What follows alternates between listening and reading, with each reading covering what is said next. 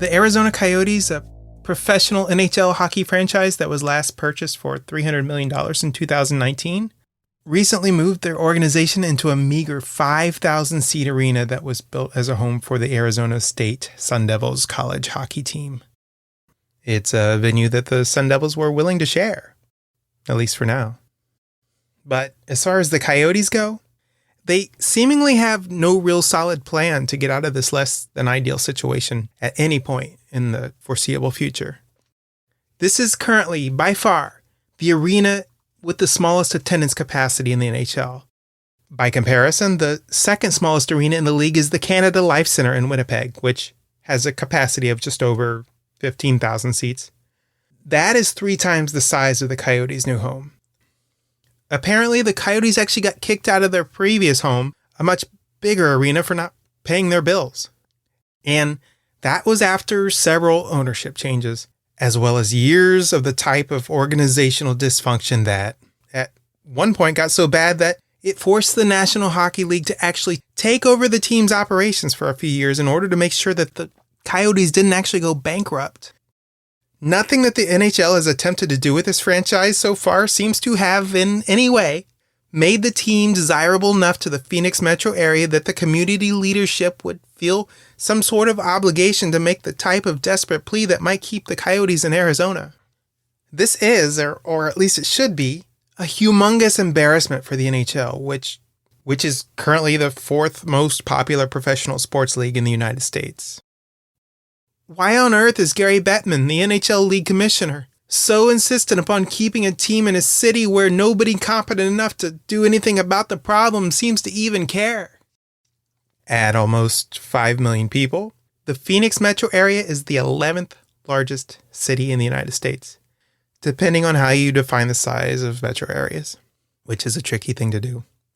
Regardless of how you measure it, though, the greater Phoenix metropolitan area is plenty big enough that the NHL doesn't actually want to give up their presence there. And they seem to be a little bit desperate to want to stay, whether it makes any sense to do that or not. The NHL tried something similar with the city of Atlanta, Georgia, as well. And Atlanta is the 9th largest metro area in the U.S. And just like with Arizona, it didn't work out there either. Atlanta was awarded an NHL expansion team on 2 different occasions. The Atlanta Flames in the 70s, and then after that experiment failed, the league tried again in the late 90s with the Atlanta Thrashers. And neither attempt really worked out all that well. And yet, there are still people in Georgia who are wondering if they might be able to get a third opportunity at having an NHL team. Why? The experiment failed twice. Please, Atlanta, just go away. The experiment is over. That most recent attempt in Atlanta happened sometime around the turn of the century. And when there just wasn't enough interest in having a hockey team there in Georgia, again, the franchise finally decided to pack up their things and they moved to a much smaller market, Winnipeg, Manitoba in Canada. A place where people really care about hockey a lot. Winnipeg used to have a team of their own, but the organization abandoned the city in 1996 in order to move to Phoenix to become the Coyotes. And then finally in 2011, Winnipeg got their team back, or at least a new version of it. After a 15-year absence, there was finally another Winnipeg Jets team back in Manitoba. Back in the 1990s, the NHL decided that their league could and should be much bigger than they had previously been in the past. So they started aggressively expanding and relocating and trying to become a much bigger deal. And in the process of pursuing much bigger and better things, they kind of abandoned their core fan base in hopes of becoming more popular. Between expansion and relocation, the NHL has changed a lot over the last 30 years. And let's actually just go over exactly what has happened in that time period. All right, let's start with team relocation. In 1993, the North Stars left Minnesota to become the Dallas Stars. In 1995, the Quebec Nordiques moved to Colorado to become the Avalanche. A year later, in 1996, as we just talked about, the Winnipeg Jets moved their franchise to Phoenix to become the Coyotes. A year after that, the Hartford Whalers, the team with probably the coolest logo ever, became the Carolina Hurricanes. And again, as we just talked about, the Atlanta Thrashers in 2011 moved to Winnipeg to become the Jets. All right, so that was relocation, and now let's talk about expansion. Basically, what I would consider the modern era of NHL expansion really started in 1991 with the addition of the San Jose Sharks into the league. And San Jose, of course, is in Northern California. Before this, there was only a total of 21 teams in the National Hockey League, the Sharks becoming the 22nd. A year later, in 1992, the league added 2 more teams, the Ottawa Senators and the Tampa Bay Lightning. And only a year after that, in 1993, the Florida Panthers were added in Miami and the Mighty Ducks in Anaheim, California. Quack, quack, quack, quack, quack, quack, quack, quack. Go Ducks! Embarrassing. Yes, in just 2 years, the state of Florida, where the temperature outside almost never goes below freezing, was awarded 2 ice hockey teams in the NHL. In 1998, the Nashville Predators were added to the league. In 1999, as I spoke about earlier, Atlanta got their second opportunity to join the NHL with the addition of the Thrashers, which would only last until the year 2011. What is that, like 12 years? I'm not good at basic math. In the year 2000, the Columbus Blue Jackets and the Minnesota Wild joined the league. But let's go back in time a bit for context. In 1993, the Twin Cities' previous NHL team, the North Stars, had packed up and moved to Dallas. And so the state of Minnesota, the place where you probably think of when you think of the epicenter of American hockey, went without having a team of their own in the NHL for like 7 years. But it finally did return. And then after that, NHL expansion started slowing down for a while. It would be a long 16 years after the CBJ and the Wild were added to the NHL, when the Las Vegas Knights were awarded a team in 2016, followed by the Seattle Kraken in 2021. So let's do a basic breakdown of exactly what direction North American professional hockey went in during that 30 years of NHL expansion. First of all, does it ever actually snow in any of these cities? Let's go through the list. Minnesota? Yes. I know Minnesota is not a city. Ottawa? Yes. Columbus? Yes. Seattle? Kind of. 5 days a year, but I'll give them a pass since they are so far north. And they are, as I talked about in a previous episode, the Seattle Kraken expansion episode, they are the northernmost major city in the United States. Nashville? Rarely. San Jose? Rarely. Atlanta? Not really. Vegas? No. Tampa? No. Anaheim? No. Miami? No way. Although it was colder for the Super Bowl that took place in Miami than it was for the one that took place in New York City. If you remember that was weird. So, even if we include Seattle as a city that gets snow, 7 of these 11 expansion teams are in cities in southern climates, where watching hockey is more of a novelty than it is a way of life. In addition to that, only one of these 11 expansion teams during that 30-year time period were Canadian. And Canada is a country where hockey is a major part of the local culture and of the nation's identity. 2 of the original 6 NHL teams were and still are Canadian. Canada has always been a huge part of the National Hockey League from the very beginning, and yet, as the league expands, it's almost as if the NHL seems to want very little to do with our neighbors up north. In 1990, before modern-day expansion started taking place, 7 of the 21 teams in the NHL had their homes in Canadian cities. And that was a third of the teams in the league at the time. Today, there are still 7 Canadian teams in the league, but compare that to the fact that there are 32 teams total compared to what used to be 21. That equals out to be about 22% Canadian as opposed to a third. 10 of the 32 teams in today's NHL aren't even in cold weather cities, and that's almost a third of the league. You can kind of see the trend here. The NHL wants teams in major cities where big profits can be made. The size of the television markets of which the NHL chooses to expand into is very important to the commissioner. How much hockey culture actually means to the people in those cities, however, doesn't really seem to be all that important at all. But I'm a pragmatist by nature, not an idealist. And I get that all of this makes perfectly good business sense. Choosing to have a major presence in the biggest TV markets in North America over having them in smaller, less profitable cities is honestly the smart thing to do. At least up until the point where it makes the NHL look stupid.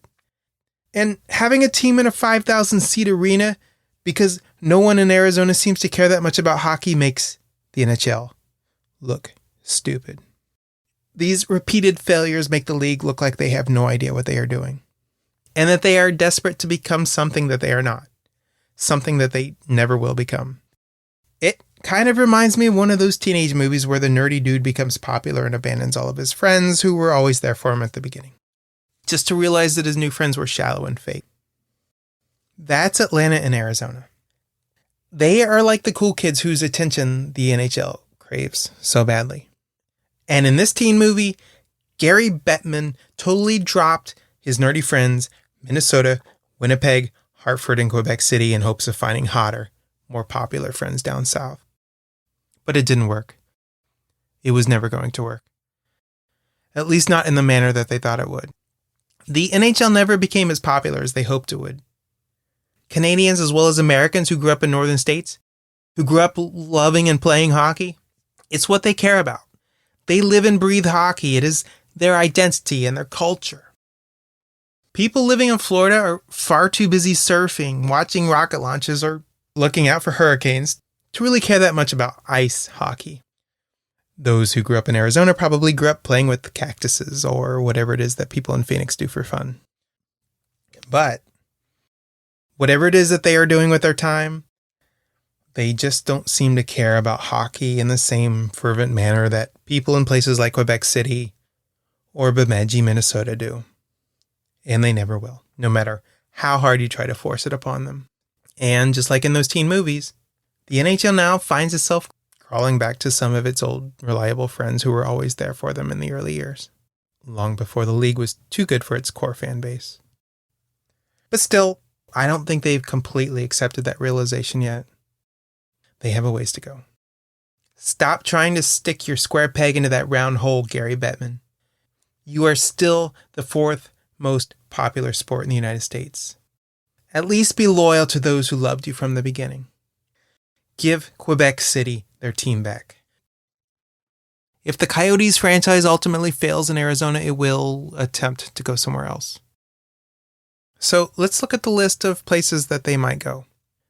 Houston, Texas is at the top of the list. They are the fifth largest metro area in the United States. And you can just kind of assume that NHL executives are salivating over this potential opportunity to relocate to this hot and humid southern city, once again, due to its gigantic population. Kansas City is on that list too. And so is Quebec City, the former home of the Quebec Nordiques, who again moved to Colorado to become the Avalanche. And I am certain that Quebec City, the city that loves hockey the most out of these three places, is the last of the three possibilities that the NHL wishes to see come to fruition. Because the NHL is still holding on to that dream of being the popular kid. There probably isn't going to be any more NHL expansion anytime soon. Even the NFL, the most successful league in all of North American sports, has stopped growing at 32 teams because it probably just isn't wise to go any further.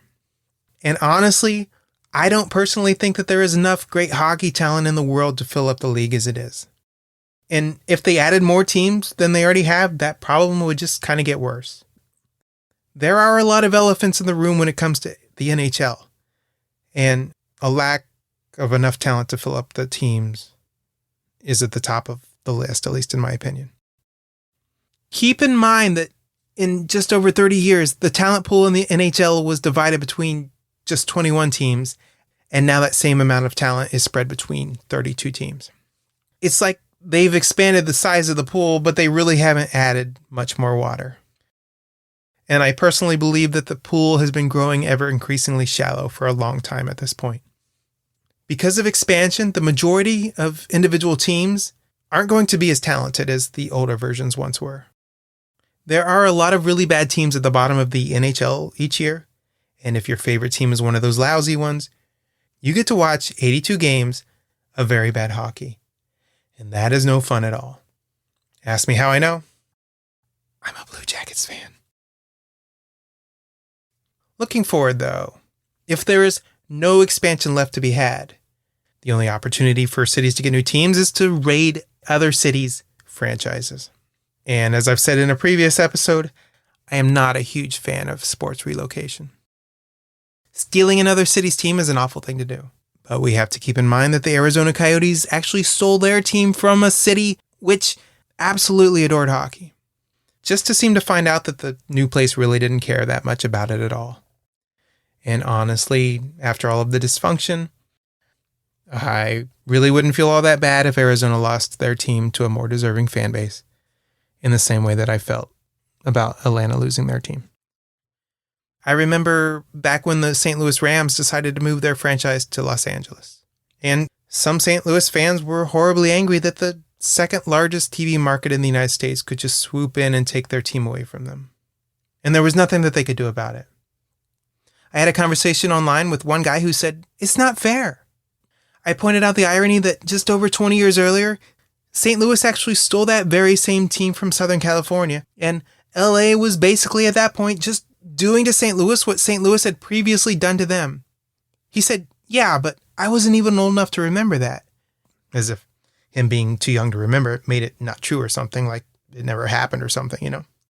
The world of sports relocation is a dog-eat-dog world, and it's brutal for fan bases like those of the original Cleveland Browns or the Winnipeg Jets or even the St. Louis Rams, who did nothing to deserve losing their teams.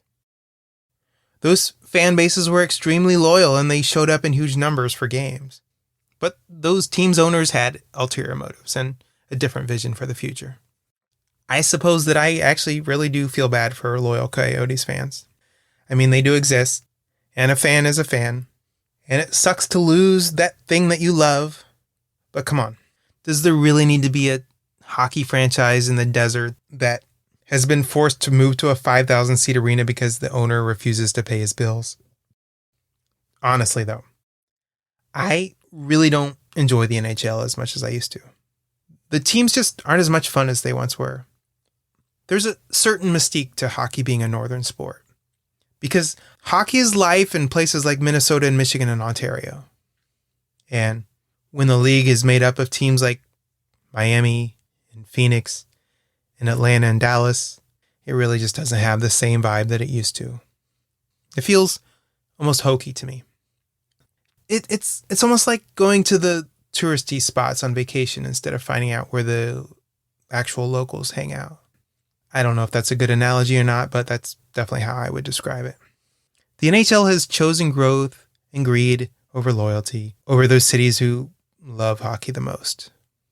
And the final outcome is that they are still the fourth most popular league in North America. The league has repeatedly passed over smaller, more traditional hockey-loving markets in lieu of expansion opportunities in bigger, gigantic metro areas that could honestly just kind of care less about the sport. This has created a scenario where the only way for a northern city with a smaller population full of rabid hockey fans can get a team of their own is to steal franchises when they see the opportunity to do so. It's time to give Quebec City their team back, a city which recently got passed over for expansion in spite of the fact that they just built a brand new state-of-the-art 18,000-seat arena, which is almost 4 times larger than where the Coyotes play. And it's just there waiting for a new NHL team to move in. Why won't the NHL award Quebec a new franchise? I'm pretty sure it's because Canadian money is worth less than American money. And for the sake of profitability, it really doesn't make a lot of sense to make decisions like that based on loyalty towards hockey over money.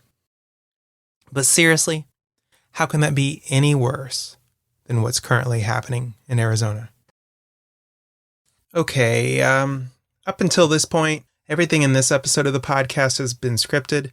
And before I recorded it, I actually went online and I shared the script with some hockey fans. And I really wanted to know if I was on the right track, like if I had all my facts straight. And a lot of people responded and let me know that they did not think that my facts were anywhere close to being straight. And my original intention was to go back and just edit anything that I might have gotten wrong based upon the responses. But instead, I thought it would be more interesting, more entertaining to go ahead and read the script as I originally wrote it, and then read the responses of the people who didn't care for my opinions. All right, so here we go. InstaLed, a Carolina Hurricanes fan, said, "This reads like a 14-year-old assembling bad takes from the gatekeepiest corners of hockey and social media. So if that's what you were going for, you nailed it." And somebody responded to him and said, "He got the worst takes in all of sports, not just hockey." And that was Curly Brack. The Disco 3, a Tampa Lightning fan, said that he had to stop when he got to the point where I said, "Does it ever even actually snow in any of these cities?" And someone responded to him, "No, you see, you can only play hockey if the outside matches the inside." Macaroni 3000 said, "Yawn."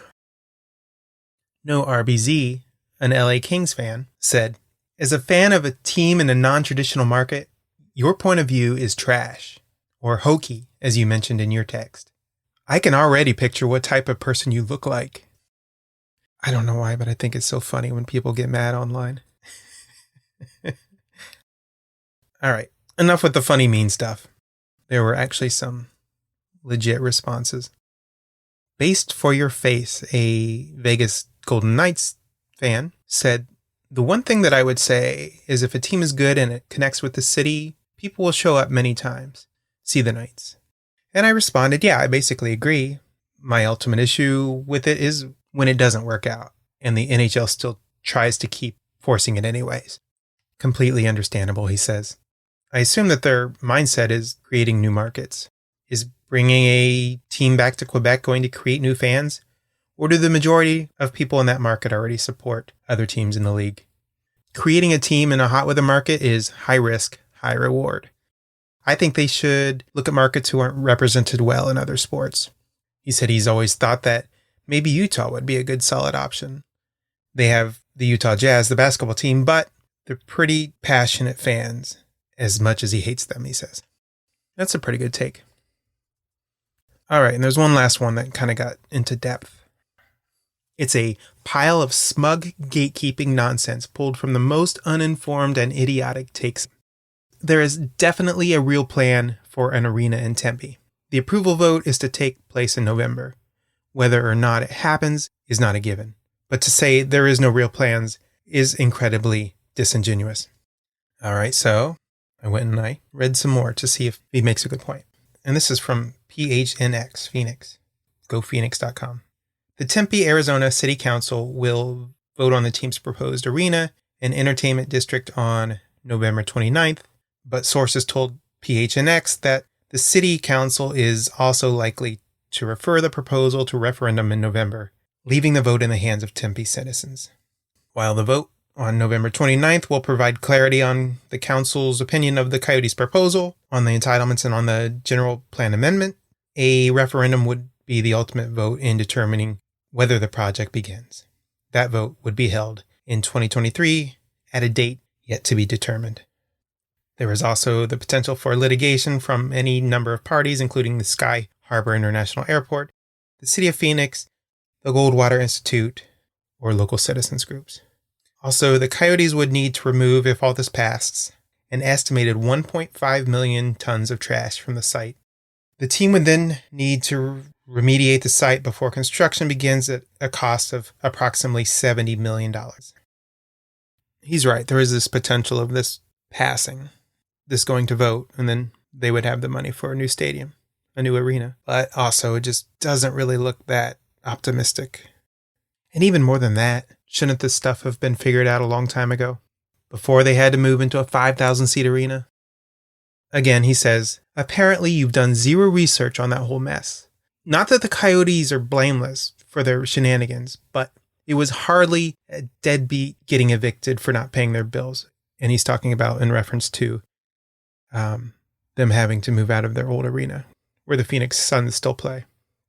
Rather, he says, it was a bad marriage ending in divorce. Portraying it as a deadbeat getting evicted is also pretty disingenuous. And then he says, in response to the fact that I gave Seattle a pass of being a non-snow city. You know that Vancouver has essentially the identical climate to Seattle, right? It's hardly a cold weather city. You're giving them a pass too? Yeah, I mean, I gave Seattle a pass. Why wouldn't I give Vancouver the pass? They're both very much northern cities, even though they don't get a lot of snow. And I forgot to mention in the scripted part that the LA Kings are actually one of the southern climate teams. So I guess that would factor in differently than to the bad math equations that I made about percentage of southern hockey teams that are in the league, non-snowy teams or whatever. But I kind of forgot about the LA Kings because they've been in the National Hockey League for, since the 60s, really the only southern climate team up until 91, I guess. And I guess I just kind of forgot about them because they've been in the league for so long, way longer than I've been alive. And he says, but here comes a whole bunch of sentimental gatekeeping about how only true fans and true hockey markets should get to watch hockey. Business be damned. And I had another commenter that actually kind of made some good points, I think. This person said, I skimmed through it. It's not the Las Vegas Knights, it's the Las Vegas Golden Knights. All right, whatever. He says, I think that it's worth noting that moving the game south has done exactly what the league wants, and it's having the payoff that they desire. The game itself is expanding into these cities when you have one of the biggest stars in the league, Austin Matthews, coming from Arizona because he watched the Coyotes live and he fell in love with the sport. That's a bigger endorsement for expanding south than people whining about Quebec City or something. He says other things, but I'm going to address that first. And this is somebody who's actually trying to make a decent point and not one of those weird, angry people. Okay, so my response to this one's a little more difficult because I started to do a little bit of research on what he was talking about. And it's difficult because, for example, Austin Matthews was actually born in California and he moved to Arizona when he was 2 months old, which completely skews the stats. So there's inevitably some discrepancies in the stats, but I'm going to go through it with it anyways from the best I can do with the information that I have without digging too deep. Okay, so when I go to QUANThockey.com, and I guess I'm just assuming that these people have done their due diligence, because if it's on the internet, it's true, right? But I think it can give us a general idea of what's out there. Don't take it as fact. There are 4 current players in the NHL who were born in Arizona. I will give him Austin, so let's say 5. And maybe there's some more who moved there too, who knows? But again, I'm just going off this one website. Which seems to be the best one. And officially they're not wrong because he was born in California. Okay, so let's do Michigan, 29. Ohio, which is going to actually come up in his next question, has 8 active players in the NHL. Minnesota has 45. The province of Quebec has 37. So yes, places like Arizona and Ohio and cities where expansion has moved into are contributing, but we're comparing 7 and 8 to 37. Actually, let's try Florida real quick and see what we get. Florida has 9. And I just want to be clear, I don't actually hate these places. I live in Florida and I love it. It's just that when I think of Florida, I don't think of hockey, And again, I don't dislike places where hockey moved to that were non-traditional and they turned out successful. I think Tampa, the Lightning are a good example. They've been highly successful. Let's look and see what their attendance is. In the last few years, they've had around 19,000 people per game. That is not a problem. Anyways, I guess I'm just a downer. I'm sure everybody hates me at this point. It is what it is. Thanks for listening to The Great Big Intergalactic. See you next time. Have a good day. Thanks for listening to the show. The Great Big Intergalactic can be heard on Spreaker, Spotify, YouTube, Google Play, Apple iTunes, and anywhere else that podcasts can be heard. If social media is your thing, you can follow the program on Facebook or Twitter. If you enjoy the show, upvote, share, like, and subscribe. Whenever and wherever those things can be done. If you'd like to send feedback, the easiest way to do that is to email the show at tgbiuniverse@gmail.com. TGBI as in the Great Big Intergalactic. Or you can leave a voicemail at 216-200-7940. Contributions could include written feedback, audio submissions, voicemails, or potentially even live guests. It was great having you today, and see you next time.